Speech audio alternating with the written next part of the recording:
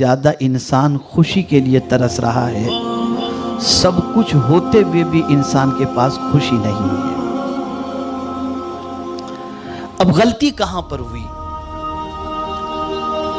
انسان نے جس چیز میں خوشی تلاش کرنا شروع کی اور جس چیز کو خوشی کے حاصل کا ذریعہ سمجھا، وہ در حقیقت انسان کی غلط سوچ تھی، غلط فکر تھی۔ اب آج میں آپ کو قرآن و حدیث کی روشنی میں یہ سمجھاؤں گا کہ کچھ نہ ہو آپ کے پاس تب بھی آپ خوش کیسے رہ سکتے ہیں، اور بہت کچھ آپ کے پاس ہو تب بھی آپ خوش کیسے رہ سکتے ہیں، نقصان ہو جائے تب بھی خوش کیسے رہ سکتے ہیں، اور اللہ نواز دے تب بھی آپ کیسے خوش رہ سکتے ہیں۔ اللہ عز و جل اور اس کے پیارے حبیب صلی اللہ علیہ وسلم نے ہمیں اس کے سلسلے میں کیا قانون عطا فرمایا۔ تو پہلی چیز آپ ذہن کے اندر رکھیں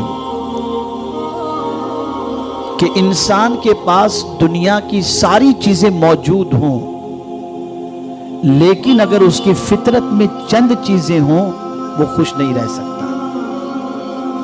اس میں سے پہلی چیز ہے نیگیٹو تھنکنگ، نیگیٹو تھاٹ۔ اگر کسی انسان کی پوزیشن یہ ہے کہ وہ بدگمانی کا شکار ہو جائے اور اس کے اندر بدگمانی کی بیماری پیدا ہو جائے، تو سب کچھ ہوتے ہوئے بھی اس کی زندگی میں سکون نہیں رہے گا۔ میں اس کو ایگزامپل کے ذریعے سمجھاتا ہوں۔ ایک انسان صبح گھر سے نکلا، بائی واک نکلا، اب ایک گاڑی تیز رفتار آ رہی تھی اور وہ بندہ اس کی چپیٹ میں آ جاتا، لیکن اس ڈرائیور نے اپنی گاڑی کو سنبھالا اور اس آدمی کو بچا لیا اور ٹھوکر سے وہ انسان بچ گیا۔ اب اگر نیگیٹو تھنکنگ ہے تو وہ دن بھر منہ لٹکائے بیٹھے گا، میں مر جاتا تو میرے بچوں کا کیا ہوتا، میں مر جاتا تو میری بیوی کا کیا ہوتا، میں مر جاتا تو میرے کاروبار کا کیا ہوتا۔ یہ نیگیٹو تھنکنگ ہے۔ اب یہ تھنکنگ کی وجہ سے پورا دن اس کا چہرہ اترا ہوا رہے گا، اس کے چہرے پر خوشی نہیں رہے گی۔ لیکن اگر پازیٹیو تھنکنگ ہے اور وہ یہ سوچے اللہ نے مجھے بچا لیا، میری ماں کی دعا کی وجہ سے بچا لیا ہوگا، کوئی نیکی کی وجہ سے بچا لیا، تو جس رب نے آج اتنے بڑے حادثے سے بچا لیا، مجھے امید ہے آگے بھی وہ بچا لے گا۔ اس کا پورا دن خوشی سے گزرتا ہوا دکھائی دے گا۔ نیگیٹو تھنکنگ انسان کی خوشی کو کھینچ لیتی ہے۔ نیگیٹو تھنکنگ انسان کی زندگی میں خوشی کو آنے نہیں دیتی اور انسان ہمیشہ غمگین نظر آتا ہے، اور یہی انسان جو آج گاڑی کی چپیٹ میں آنے سے بچ گیا، وہ انسان پھر باہر نکلنے کے لیے ڈرتا ہے، کل میں نکلوں گا پھر کوئی شراب پیا ہوا آدمی مجھ پر گاڑی چڑھا دے گا تو کیا ہوگا۔ بس یہ ساری چیزیں شروع ہو جاتی ہیں اور اس کی زندگی کے اندر کڑن شروع ہو جاتی ہے۔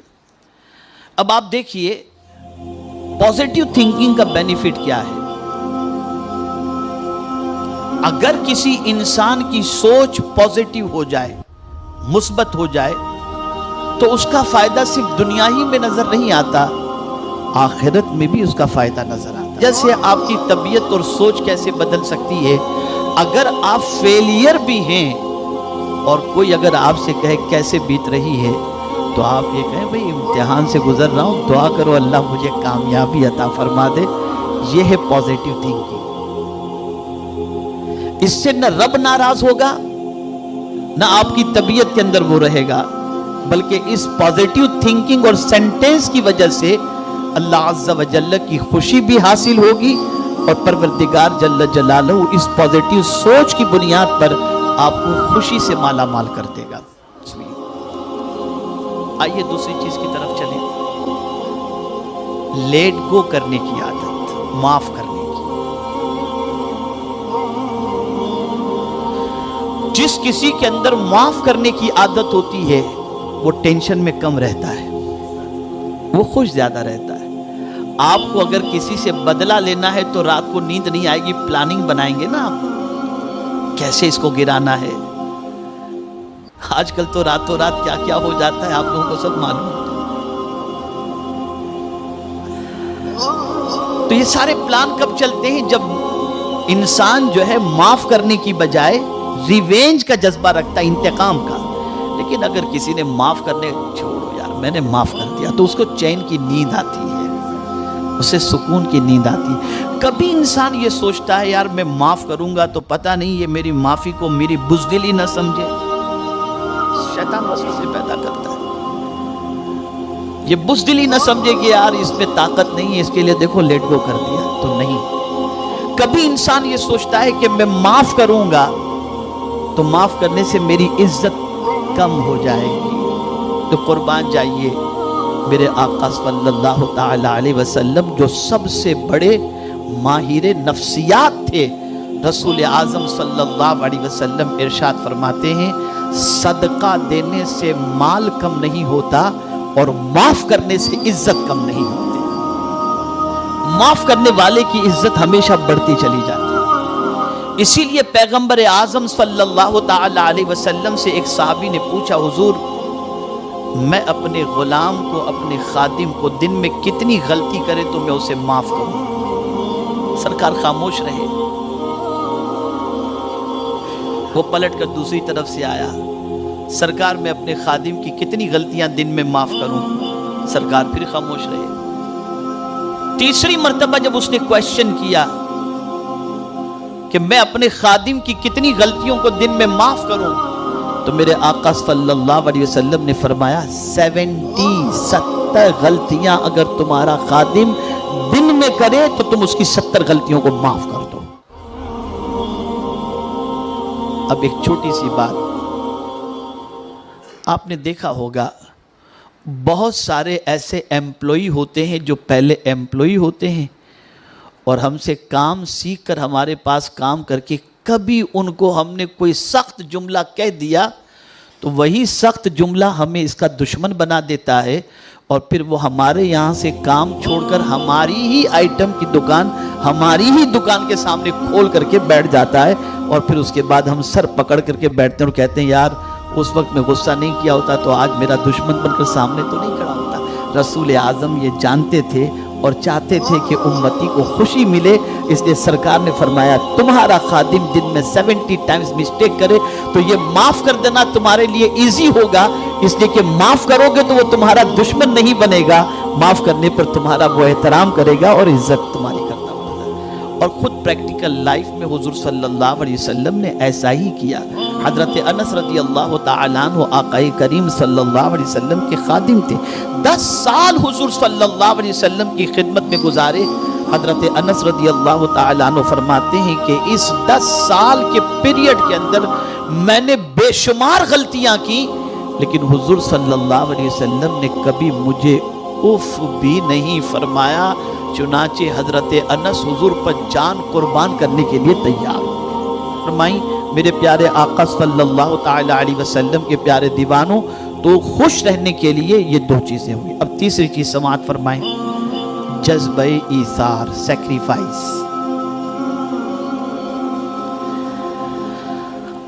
اس وقت پوری دنیا کے اندر ٹیکنالوجی کے سلسلے میں اگر آپ دیکھیں تو ویسٹرن ورلڈ کا جواب نہیں۔ ماڈرن ٹیکنالوجی جتنی بھی ہے، آپ دیکھیں گے اسپیس پر قدم رکھنے کی بات، چاند پہ قدم رکھنے کی بات، اسپیس کے حوالے سے کنٹرول کی بات، یہ ساری چیزیں اگر آپ دیکھیں تو ویسٹ ورلڈ جو ہے اس وقت وہاں پر آپ کو آگے نظر آئے گا، امریکہ ہے، یورپین کنٹریز ہے، یہ سب۔ لیکن یہ بات میری ذہن کے اندر محفوظ کر لیجئے کہ سب سے زیادہ سوسائڈ کرنے والے اور سب سے زیادہ ڈپریشن میں اگر دنیا میں کہیں کے لوگ آپ کو نظر آئیں گے تو یہ وہیں کے لوگ آپ کو نظر آئیں گے۔ تو سوال یہ پیدا ہوتا ہے، طاقت ان کے پاس ہے، پیسہ ان کے پاس ہے، اقتدار ان کے پاس ہے، سب کچھ ان کے پاس ہے، لیونگ سٹینڈرڈ ان کا ہائی ہے کہ آپ اگر امریکہ اور یورپین کنٹریز میں جائیں تو قبرستان میں جانے کے بعد بھی آپ کو ٹینشن نہیں رہے گا. آپ قبرستان دیکھیں گے تو گارڈن آپ کو نظر آئے گا. میں کبھی کبھی جاتا ہوں وہاں جانے کے بعد تو قبرستان کو دیکھیں گے تو آپ کو لگے گا جیسے گارڈن کے اندر لوگ سو رہے ہیں. لیکن سب سے زیادہ ڈپریشن کے شکار وہاں پر لوگ آپ کو نظر آئیں گے. سب سے زیادہ اپسیٹ لوگ وہاں پر آپ کو نظر آئیں گے. سب سے زیادہ پریشانی میں لوگ آپ کو وہاں نظر آئیں گے. یہ بہت اچھی طرح سے یاد رکھیے گا. بہت ساری چیزیں ہم نے ویسٹ ورلڈ کی اپنائی ہیں اور یہ چیز بھی ہم اپنا رہے ہیں ان کی, جس کی وجہ سے ہم آج پریشان ہیں. وہ کیا چیز ہے؟ سیکریفائس کی بجائے سیلفش بن جانا, خود غرضی, اپنی ہی فکر, اپنا ہی فائدہ. جب یہ کسی انسان کی زندگی کے اندر داخل ہو جائے وہ بندہ خوشی سے محروم ہو جاتا ہے. سیلفش بننے کی وجہ سے انسان کو خوشی نہیں ملتی, سیکریفائس کی وجہ سے انسان کو خوشی ملتی ہے. اسے ہمیشہ کے لیے ذہن میں محفوظ کر لو. خود بھوکے رہ کر اوروں کو کھلانے میں جو مزہ ہے وہ پیٹ بھر کر کے کھانے میں مزہ نہیں ہے. میں آپ کو اگزامپل کے طور پہ بتاؤں, آپ کے دسترخوان پر قیمتی غذائیں موجود ہیں, آپ کے دسترخوان پر انواع و اقسام کی چیزیں موجود ہیں اور یہ سب چیزیں آپ کے دسترخوان پر ہیں اور بھوک بھی آپ کو شدید لگی ہے. ایسی بھوک لگی ہے کہ آپ کو بھوک کی وجہ سے یہ ساری چیزیں کھانے کا جذبہ ہو رہا ہے کہ میں جلدی سے اسے کھا لوں. لیکن اتنے میں دروازے پر کوئی دستک دیتا ہے اور کہتا ہے میں بھوکا ہوں, اللہ کے نام پہ مجھے کچھ دو. آپ نے سارا کھانا اٹھایا اور سب کچھ اٹھا کر کے اس بھوکے کو دے دیا. بھوکے نے لیا اور دیکھ کر کے خوشی کی اس کی انتہا نہ رہی اور اس نے کھانا شروع کیا اور دعائیں دینا شروع کیا. اللہ آپ کو سلامت رکھے, آپ کی اولاد کو سلامت رکھے, آپ کے کاروبار میں برکت عطا فرمائے, آپ کی بیماریوں کو دور فرمائے. یہ دعائیں اس نے دینا آپ کو شروع کر دی تو میں آپ کو یقین کے ساتھ کہتا ہوں جو کھا کر آپ کو سکون ملنے والا تھا وہ سکون آپ کو اتنا نہیں ملتا جو کھلا کر کے آپ کو سکون مل رہا ہے, جو کھلا کر آپ کو سکون مل رہا ہے. اس لیے کہ سیکریفائس کے اندر اللہ عز و جل نے سکون رکھا ہے. سیکریفائس میں یہ وجہ تھی. اب آئیے ایک واقعہ میں آپ کے سامنے قرآن کی روشنی میں بتاؤں.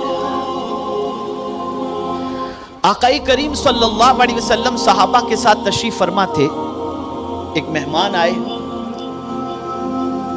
تو رسول اعظم صلی اللہ علیہ وسلم نے, صحابہ موجود تھے ان کے درمیان, فرمایا کہ یہ میرا مہمان ہے, کون ہے جو آج میرے مہمان کو اپنا مہمان بنا لے. تو ایک غریب صحابی کھڑے ہو گئے اور وہ غریب صحابی کھڑے ہو کر عرض کرتے ہیں یا رسول اللہ صلی اللہ تعالی علیہ وسلم, آج آپ کے مہمان کو میں اپنا مہمان بناتا ہوں. سرکار نے اپنا مہمان ان کے حوالے کر دیا.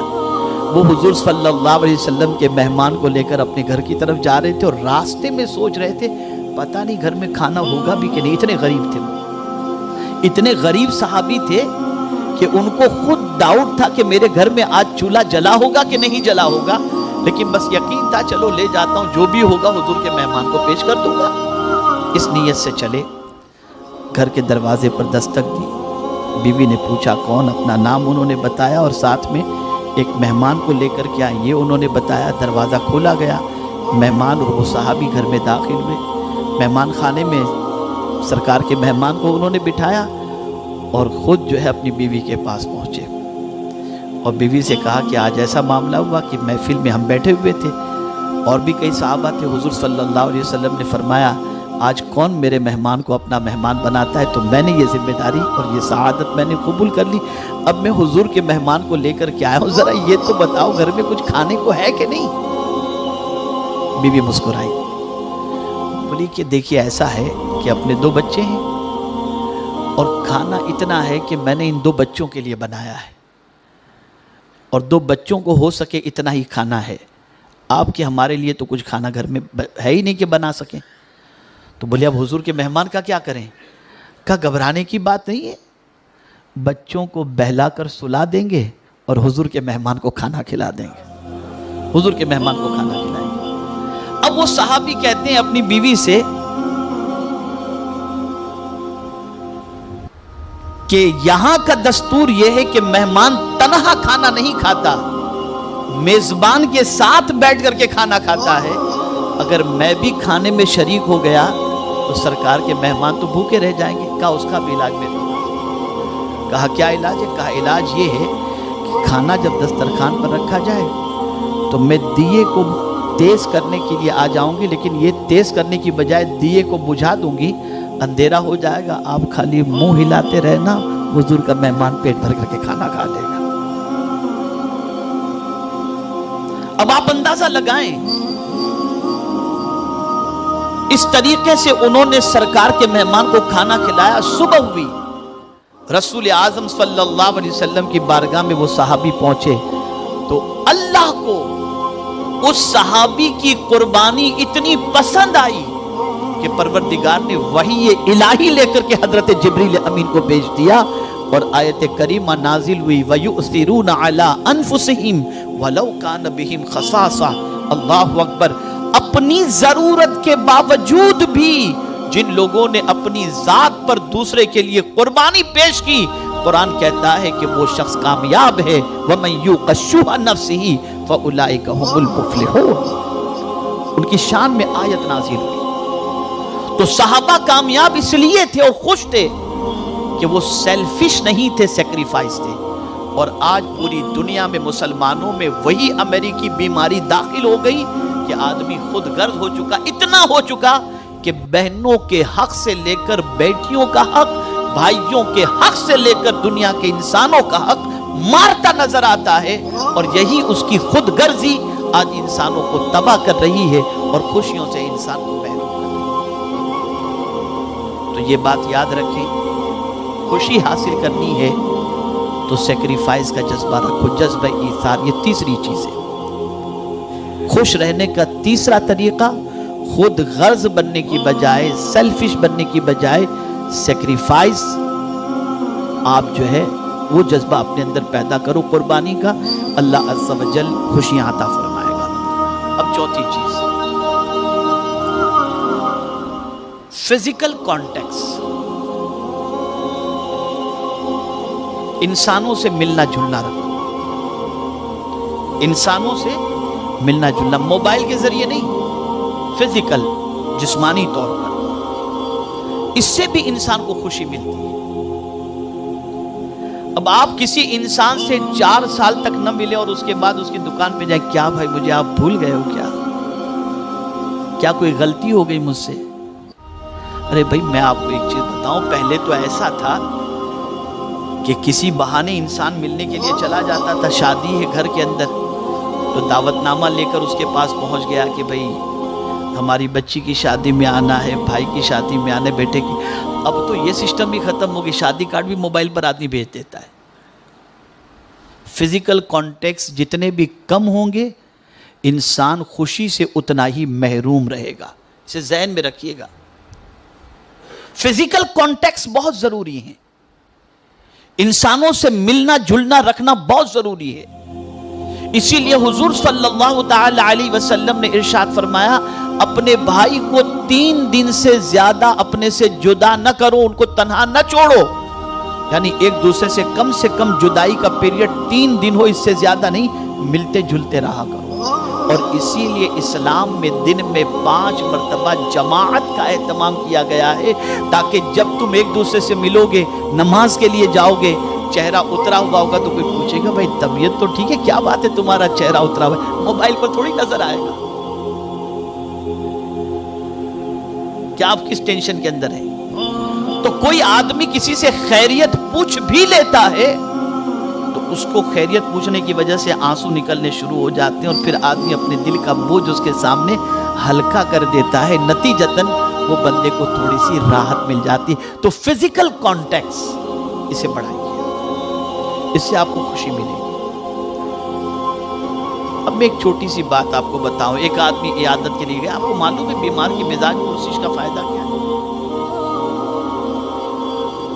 آقا کریم صلی اللہ تعالی علیہ وسلم نے ارشاد فرمایا کہ جو شخص وضو کر کے گھر سے کسی بیمار کی عیادت کے لیے نکلا، صبح 70,000 فرشتے اس کے لیے مغفرت کی دعا کرتے ہیں، اور وہ بندہ راستے کے اندر اس طرح سے گیا ہے جیسے جنت کے پھل چون رہا ہو۔